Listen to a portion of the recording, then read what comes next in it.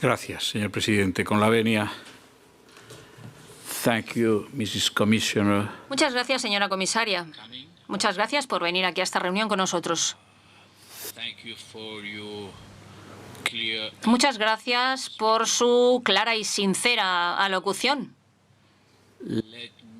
Y si me lo permite, quisiera decirle que he tenido el placer de visitar su país, Eslovenia, en 1988, cuando su país todavía formaba parte de un régimen comunista. Y lo hice por carretera desde la frontera italiana, al volante de mi vehículo.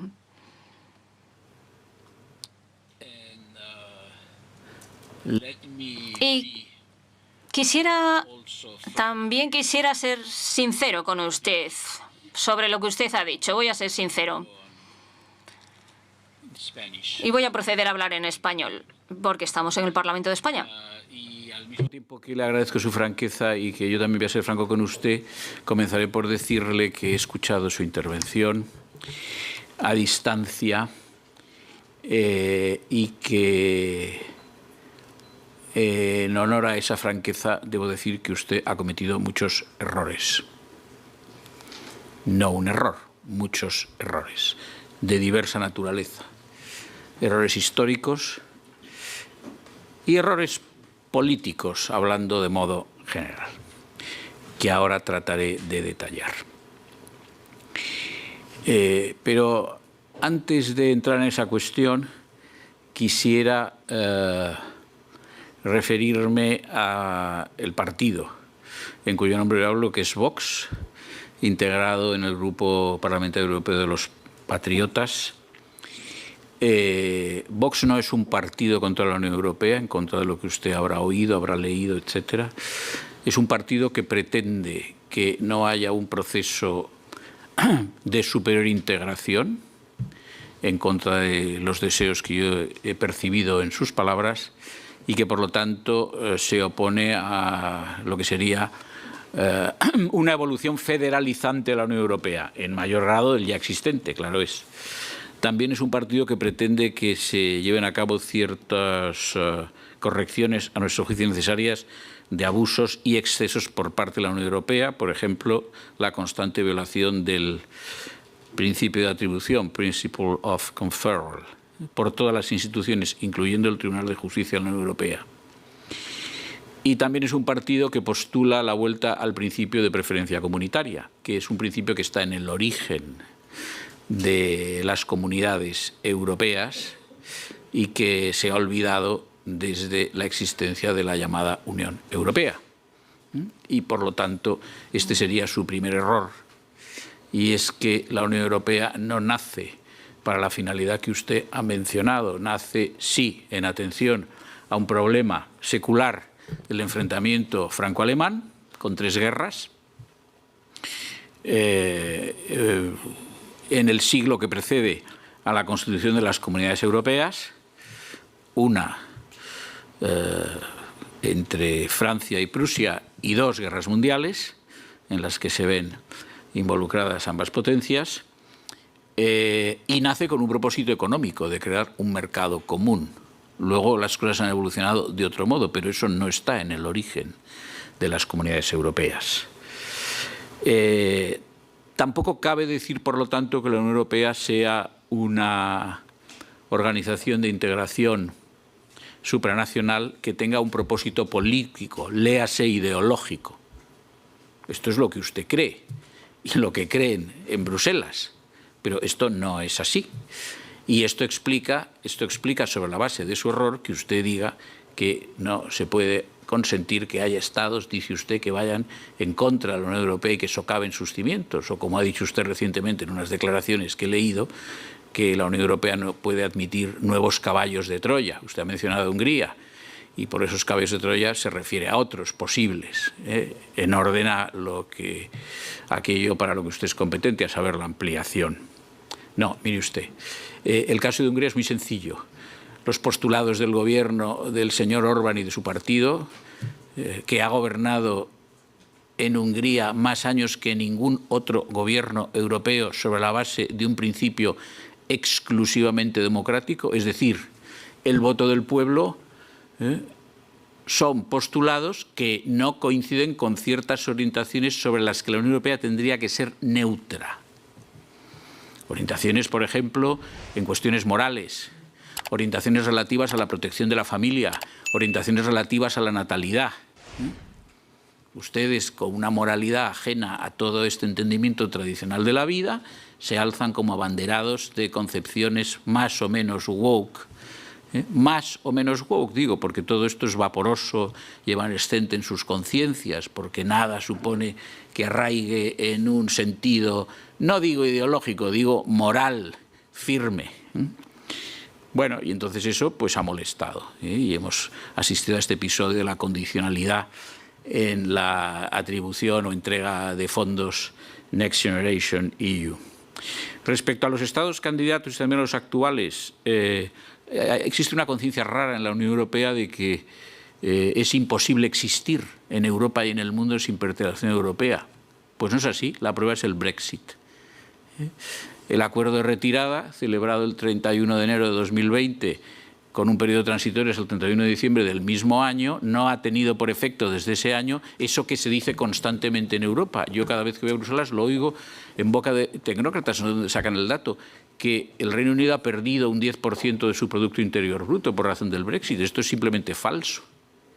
Como usted sabe, el Reino Unido, desde 2020, en conjunto, hasta el día de hoy, ha crecido en su Producto Interior Bruto algo más del 6%, más de lo que ha crecido Francia en el mismo lapso de tiempo y casi el doble de lo que ha crecido Alemania. Luego, este dato que ustedes manejan con una cierta alegría, no sé a qué obedece. La economía británica subsiste fuera de la Unión Europea y no hay ninguna razón para advertir constantemente de un colapso de la misma, salvo lo que esté en una ensoñación europeísta, a nuestro juicio, mal entendida. Pero puedo poner otros ejemplos. Noruega, con un PIB per cápita muy superior al de la media de los Estados miembros de la Unión Europea. ¿Cuántas veces se ha invitado a Noruega a participar, a ser miembro de la Unión Europea? ¿Cuántas veces Noruega no ha querido hacerlo? Una vez incluso en referéndum popular. Vaya terminando, señor Sánchez. Por no hablar de Suiza, que no se puede decir que sea un país que no sea próspero, con un PIB per cápita de los más altos del mundo, y es una nación europea y no es miembro de la Unión Europea. Bien, y luego, en tercer y último lugar, y concluiré, ¿hay un segundo turno, señor presidente? Vaya, lo lamento. Solo hay un turno. Pues me hubiera gustado decirle unas cuantas cosas adicionales, pero concluyo con esta. Señora comisario, el problema de la ampliación es un problema de homogeneidad económica. Si la ampliación va a tener por finalidad solamente fines políticos, primero, no es conforme con el sentido de las comunidades económicas, las comunidades europeas y la Unión Europea, fiel a esos principios originales. Y segundo, hay que abordar el problema de la homogeneidad económica. Usted comprenderá que no hay ninguna homogeneidad económica con naciones respetabilísimas como puedan ser Montenegro, Albania o Moldavia. Ninguna es ninguna, salvo que la Unión Europea, junto a fines políticos que no le son propios, quiera ejercer como una especie de benefactor en el sentido de la caridad del siglo XIX y precedentes, cosa que yo no he leído en ninguna parte. Pero es que la falta de homogeneidad, y ahora concluyo, señor presidente, ha sido determinante de crisis gravísimas, como por ejemplo en 2008 el problema del rescate griego para defender a bancos alemanes y franceses. Esto no es posible repetirlo en el futuro y hay que pensar seriamente si es posible un mercado único constituido por naciones que no son entre sí homogéneas económicamente. Muchas gracias, nada más. Muchas gracias, señor Sánchez. Thank you so much for Muchas gracias por sus contribuciones. Veo lo que significa Europa para ustedes y qué es lo que nos gustaría cambiar, porque Europa no es un organismo estático, es un organismo que ha cambiado mucho. Comenzó con 6 países y ahora somos 27 y hemos sido 28.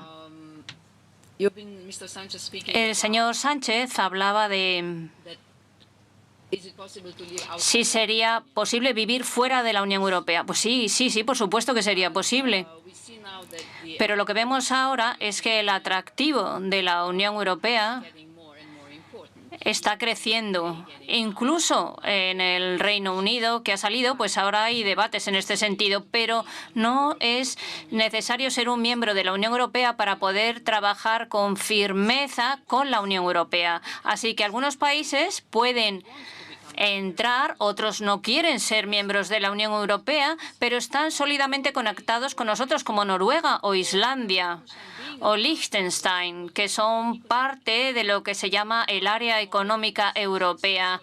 ¿Y por qué Noruega tiene tanto éxito? Pues también porque es parte del mercado común y de Schengen. Lo mismo cabe aplicar a Islandia. Pero es interesante porque incluso Islandia está muy conectada a la Unión Europea ya y si quieren unirse a nosotros de nuevo, veremos lo que dicen sus ciudadanos, pues a partir de ahí seguiremos la decisión de sus ciudadanos. Pero uno de los principales motivos por los que quieren unirse a nosotros ahora es la seguridad. Y otro motivo es el euro. También hablaba de Suiza. No van a ser miembros de la Unión Europea. Mi marido es suizo, hablamos mucho de este tema y él dice no queremos ser miembros de la Unión Europea, pero sí que queremos tener una relación sólida con la Unión Europea y por ese motivo ahora están hablando del paquete Valletta 3 para poder tener esa sólida relación. Así que creo que esto es lo bonito de la Unión Europea. No es necesario absolutamente ser un miembro, se puede estar fuera, pero al mismo tiempo tener una relación muy fuerte, muy estrecha con la Unión Europea. Pero si quieres ser miembro de la Unión Europea, como decía Marcos, entonces tendrá que cumplir nuestras normas. No mandamos invitaciones. Los países solicitan y hay una serie de normas. Pero es un debate interesante y le agradezco mucho al señor Sánchez que haya suscitado estos temas, porque no necesitamos que todos los países sean miembros de la Unión Europea, pero sí que podemos seguir cooperando en el espíritu de nuestros valores. Hoja de ruta para la ampliación por lo que respecta a seguridad o basado en méritos. Muchas gracias por mencionar este tema. La seguridad es un nuevo elemento, pero no debería llevarnos, por estas consideraciones de seguridad, a olvidarnos de los méritos. Puede llevar tiempo. También se hablaba de Ucrania. ¿Podemos esperar a los siguientes años y que Ucrania cumpla todos sus criterios? Vamos a ver cuánto tiempo lleva. Pero es cierto que podríamos trabajar en una integración gradual, también lo han mencionado, para, en ámbitos donde cumplan los criterios, puedan ir integrándose antes. ¿Hasta qué punto? Nada de lo que yo hago en mi cartera con mi equipo puede producirse sin los Estados miembros y los ciudadanos. Y esto es lo bonito cuando yo hablo del proceso de ampliación. Solo podemos avanzar con la conformidad o disconformidad de los Estados miembros en función de eso. Así que para mí no se trata solo de trabajar con los países candidatos, sino también con los Estados miembros. Y por ese motivo agradezco mucho celebrar este tipo de debates como el que tenemos hoy aquí en su Parlamento. Viajo mucho a los parlamentos, a las comisiones y lo hago porque creo que, aunque los gobiernos obviamente son el poder ejecutivo, los parlamentos son los que están decidiendo y los que al final a veces pues van a decidir si integramos a nuevos miembros o no. Y esos Estados miembros decidirán si quieren cooperar más o menos en términos económicos o políticos. También hemos oído lo que decía su primer ministro Sánchez, que quisiera que Europa desarrolle más el ámbito de seguridad y defensa. Y no es el único que ha dicho esto. En el pasado sabemos que se ha intentado trabajar para tener una unión de la defensa que no tenemos todavía, pero hoy hay una nueva dinámica en este proceso y vamos a ver si los Estados miembros ¿Qué es lo que deciden en este sentido? Casi un 80% de los ciudadanos europeos esperan de la Unión Europea que la Unión Europea haga más por nuestra seguridad. Pero el sentimiento de si estamos en peligro, hasta qué punto estamos en peligro, no, ahí hay diferencias. Y les voy a dar un ejemplo. Hace 2 semanas estuve en Tallinn, capital de Estonia, y el ministro de Asuntos Exteriores me dijo en un discurso público que si no fuéramos miembros de la Unión Europea y de la OTAN, hoy aquí estaría Rusia. Y yo pensé, a lo mejor está siendo muy duro con esto. Y luego seguimos hablando sobre este tema y me dijo, no, es que es así. Si vamos a los estados bálticos, a los estados nórdicos, Finlandia, Suecia, que por resultado directo de la guerra en Ucrania han entrado en la OTAN, cuando en el pasado habían dicho en tantas ocasiones que no querían entrar en la OTAN y ahora sí están en la OTAN, el sentimiento, la percepción de los ciudadanos es muy diferente. En el norte o en aquellos lugares donde han sido en el pasado parte de la Unión Soviética perciben el peligro. Si nosotros preguntamos, si planteamos la cuestión, ¿es posible que Rusia ataque a su país? 77% de las personas de Polonia dicen sí. Y 77% de las personas en Italia dicen no. Un 80%, como les decía antes, de nuestros ciudadanos nos piden que hagamos más en relación con la seguridad. Pero cuando planteamos la cuestión de están dispuestos a invertir más dinero en armas o en defensa, pues ahí bajamos a un 30 o 40%. ¿Qué quiere decir esto? Que es un desafío para nosotros, en tanto que Estados miembros de la Unión Europea, que tenemos que hablar los unos con los otros. Tenemos que encontrar una solución. Algunas personas dicen, sí, pero es que son problemas graves los que tenemos hoy en día en la Unión Europea. Tenemos problemas graves. ¿Cuándo ha habido un momento en el que no hayamos tenido problemas? Pero lo que sí hemos podido hacer en el pasado, y aquí me refiero a lo que decía Jean Monnet, la Unión Europea se ha forjado a través de las crisis y es el resultado de las respuestas que se han dado a estas crisis. La labor comunitaria. Vivimos en unos momentos en los que el derecho internacional está siendo cuestionado o ya no se sigue, y lo mismo cabe aplicar al Estado de Derecho. Cuando hablamos de la Unión Europea, se trata de defender el derecho internacional en el sentido de que al menos la ayuda comunitaria debería continuar. La Unión Europea es el mayor donante de ayuda humanitaria en el plano global. Me ha gustado su descripción de la defensa. No se trata meramente de más armas. Más seguridad también quiere decir, ¿tenemos recursos hídricos seguros? ¿Tenemos suficiente alimentación en Europa? ¿Tenemos suficientes fuentes de energía? Esto también es seguridad. El señor Montávez hablaba de que Ucrania efectivamente está defendiendo los valores europeos. Estoy de acuerdo, pero no comenzó en 2014 únicamente, y aquí quisiera incidir en este punto.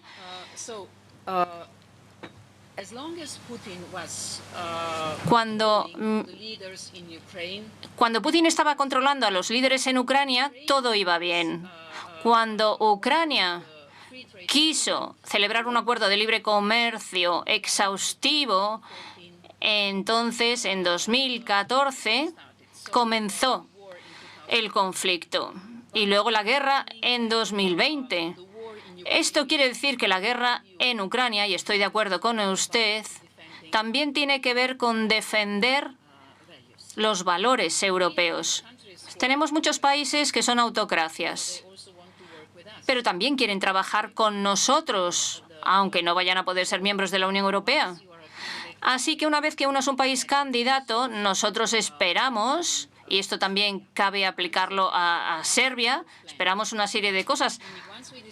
Una vez que decidamos darle el estatus de candidato a un país, también nosotros tenemos que velar por el proceso. Y para los Balcanes Occidentales estamos hablando de 6.000 millones de euros.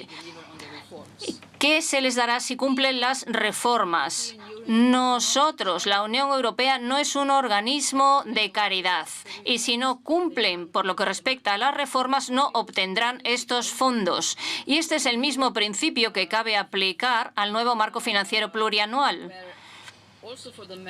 También por lo que respecta a los Estados miembros.